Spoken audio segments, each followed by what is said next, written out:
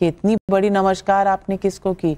खड़गे जी को कि राहुल गांधी को? जनता को, देश की जनता को। जनता को, पब्लिक तो सबकी बॉस है, लेकिन ये खड़गे जी को किससे प्रॉब्लम है? तहसीन पूनावाला जी, ये सड़ा हुआ आम कांग्रेस में है कौन? लोग दूरबीन लेकर निकल गए ढूंढने के लिए कि खड़गे जी का इशारा किस तरफ है।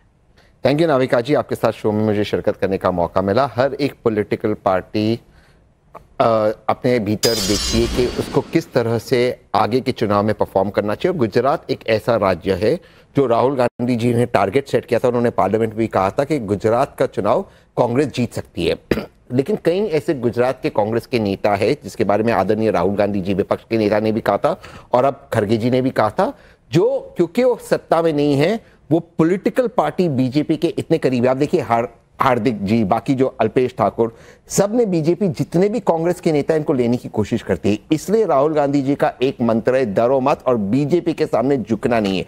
और जिन लोगों को बीजेपी ज्वाइन करनी है उनके लिए रास्ता खुला है, वो जा सकते हैं, बीजेपी ज्वाइन कर सकते हैं, उसमें कोई गलत बात नहीं। लेकिन कांग्रेस में रहकर बीजेपी का काम नहीं कर सकते। अब बीजेपी कितने सारे आरोप लगाती थी और जिन लोगों पर आरोप लगाती थी, एग्जाम्पल हिमंता बिस्वा शर्मा जी, वो आज बीजेपी में मुख्यमंत्री है। ज्योतिरादित्य सिंधिया जी, वो आज बीजेपी में है। तो बीजेपी का तो ये सिस्टम है कि उनके पास तो टैलेंट है नहीं, एक दो टैलेंटेड लोग हैं सुधांशु जी जैसे, बाकी तो है नहीं टैलेंट। तो कांग्रेस से इंपोर्ट करना चाहती है, तो जिनको जाना है वो चले जाए। तो खड़गे जी ने अच्छी बात की, पूरी तरह से हम उनका समर्थन करते हैं इस बात में। लेकिन खड़गे जी को रोक कौन रहा है? सड़ा हुआ आम है तो निकाल के बाहर कर दो। हाँ। खड़गे जी ये कह किसको रहे? सुधांशु त्रिवेदी जी, मैं यही पूछना चाहती हूँ। खड़गे जी तो पार्टी प्रेसिडेंट हैं।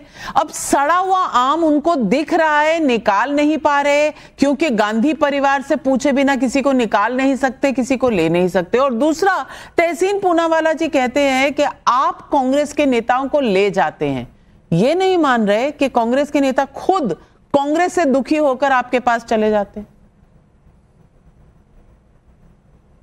देखिए, पहली बात हम ये कहना चाहेंगे, खड़गे जी यद्यपि कांग्रेस के अध्यक्ष हैं और नेता प्रतिपक्ष राज्यसभा हैं, पर सबने वो उनका वीडियो देखा है कि उनके अपने राज्य कर्नाटक में मुख्यमंत्री बनने की बात आई तो उनके मुंह से क्या निकला, ये हाईकमान तय करेगी। यानी राष्ट्रीय अध्यक्ष और नेता प्रतिपक्ष से ऊपर भी कोई हाईकमान है। देखिए, जब सत्ता में होते हैं तो प्राइम मिनिस्टर हाईकमान होता है, जब आप सत्ता में नहीं होते तो राष्ट्रीय अध्यक्ष सर्वोच्च पद है। मगर इसके ऊपर कौन हाई कमान है? तो जब उनकी बेबसी अपने राज्य में इतनी है तो इस दूसरे राज्य में क्या स्थिति होगी, ये भली भांति समझा जा सकता है। जहां तक गुजरात की बात है तो ये एक ऐसा राज्य है नाविका जी, देश के लोगों को समझना चाहिए कि जब से राहुल गांधी जी बालिग हुए हैं, यानी वोट डालने की उनकी उम्र आई, 1970 की उनकी पैदाइश 88 में आई, उसके बाद से कांग्रेस की कभी सरकार ही नहीं बनी। 89 में चिमन भाई पटेल को बीजेपी के सपोर्ट से सरकार बनी थी। उसके बाद चिमन भाई पटेल जनता दल के थे, जनता दल पूरी लेकर कांग्रेस में चले गए थे। मतलब उन्होंने अपनी पार्टी का विलय कांग्रेस में कर दिया था। कांग्रेस चुनाव नहीं जीती है जब से राहुल गांधी ने वोट डालने का अधिकार प्राप्त किया 1989 95 से लगातार भारतीय जनता पार्टी जीत रही है। तो मुझे लगता है कि उस राज्य में कितनी सड़ांध कांग्रेस पार्टी के अंदर आ चुकी है और अपने नेताओं को अपमानित करने में कांग्रेस के नेताओं को जरा भी गुरेज नहीं होता। राहुल गांधी जी जाके गुजरात में क्या बोले थे कि गुजरात कांग्रेस में दो प्रकार के लोग हैं, एक वो है कांग्रेस जो बीजेपी के साथ है, एक कांग्रेस जो कांग्रेस के साथ है। तो अपने नेताओं के बारे में कोई ऐसा बोलता है? और तहसीन भाई युवा और प्रबुद्ध हैं, मगर आप कह रहे हैं कि हम आपके लोगों से टैलेंट एक्सपोर्ट करते। नहीं साहब, इंपोर्ट। आपके यहां टैलेंट को तो रहने ही नहीं दिया जाता है। मैं आपको याद दिलाना चाहता हूं, हमारी सरकार आने से पहले जब मोदी जी और अमित शाह जी का कोई राजनीति में नाम नहीं था, मैं 14 से पहले की बात, 1998 से पहले, ये एनडी तिवारी ने कांग्रेस क्यों छोड़ी थी, अर्जुन सिंह ने कांग्रेस क्यों छोड़ी थी, ये शरद पवार ने एनसीपी क्यों बनाई थी, ये ममता बनर्जी ने कांग्रेस क्यों छोड़ी थी, ये मतलब मोदी जी और उनकी वजह से आने में क्या भविष्य में ये आएंगे इसलिए हम अभी से छोड़े दे रहे हैं। ये प्रणब मुखर्जी जी ने भी 1980 के दशक में एक बार कांग्रेस छोड़ी थी। और आइए 1970-77 के दशक में ये बाबू जगजीवन राम, देवराज अरस, इन्होंने 70 के दशक में ब्रह्मानंद रेड्डी क्यों कांग्रेस छोड़ी थी? भाई ठीक है, आपके जन्म से बहुत पहले की बात है। ये बताइए 1967-68 में, तब तो अटल जी भी भाजपा के अध्यक्ष नहीं बने थे भाई, 68 में बने हैं दीनदयाल जी की हत्या के बाद।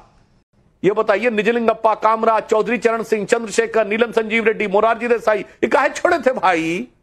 हकीकत ये है कि कांग्रेस किसी को बर्दाश्त नहीं कर सकती।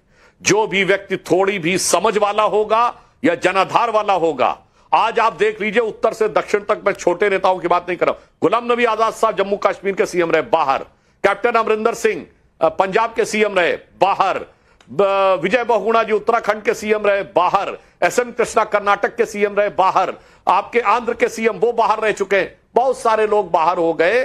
वो उसका कारण ये, और ये मैं सब प्रमाण बोल रहा हूं, पीवी नरसिम्हा राव ने किताब लिखी द इनसाइडर, जिसका हिंदी अनुवाद भी अवेलेबल है अंतर्गाथा के रूप में, जिसमें उन्होंने कहा कि नेहरू जी के एरा के बाद कांग्रेस में चाटुकारिता ऐसी बढ़ी इंदिरा जी के एरा में कि पहले लोग इंदिरा जी की निकटता पाने के लिए यह कहते थे कि हम नेहरू के बहुत नजदीक थे, बाद में वो कहने लगे इंदिरा जी से कि आप तो नेहरू से भी महान हैं। फिर उन्होंने कहा राजीव गांधी का एरा आया तो लोग राजीव गांधी को इंदिरा जी से महान बताने लगे, और इस कारण से कैसा पतन हुआ कांग्रेस के अंदर, यह कांग्रेस के किसने लिखा है? तहसीन भाई, प्रधानमंत्री और अध्यक्ष रहे पीवी नरसिम्हा राव ने, और डॉक्टर मनमोहन सिंह ने। लेकिन सुधांशु त्रिवेदी जी, सड़ा हुआ आम है कौन? आपके हिसाब से सड़ा हुआ आम है कौन? मैं नाविका जी इसके लिए एक ही पंक्ति कहना चाहता हूं, राज की बात कह दूं तो जाने महफिल में फिर क्या हो, इशारों को अगर समझो राज को राज रहने दो। दिल से हर कांग्रेसी को पता है कि सड़ा हुआ आम कौन है जिसने काम तमाम करके पार्टी का रख दिया है। मैं पूछना चाहती हूँ तहसीन भाई, क्योंकि मैंने जो साउंड बाइट प्ले करी थी खड़गे जी की, उसमें उन्होंने साफ शब्दों में कहा जो लोग काम नहीं करते।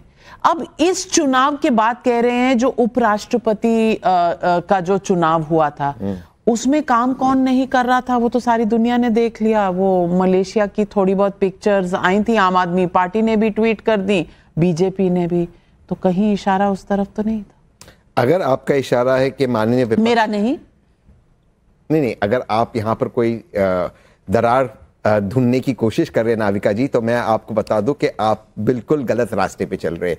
खड़गे जी और बाकी जितने भी कांग्रेस नेता है, सब के सब राहुल गांधी जी के नेतृत्व में बिल्कुल काम कर रहे हैं, और राहुल गांधी जी के नेतृत्व में कांग्रेस 2029 का चुनाव जीतने वाली है, और अभी यही तो गुजरात का चुनाव जीतने वाली है। यही तो सवाल है। और अभी आप मुझे कहोगे कि राष्ट्रीय अध्यक्ष खड़गे जी, मैं उसका भी जवाब दे देता हूं, मैं उसका भी जवाब दे देता हूं। हर्षवर्धन त्रिपाठी जी, आपने कह दिया, आपने तो कह दिया तहसीन पूनावाला जी, और आपने अगर सुना हो ध्यान से हर्षवर्धन त्रिपाठी, तो तहसीन भाई क्या कह गए?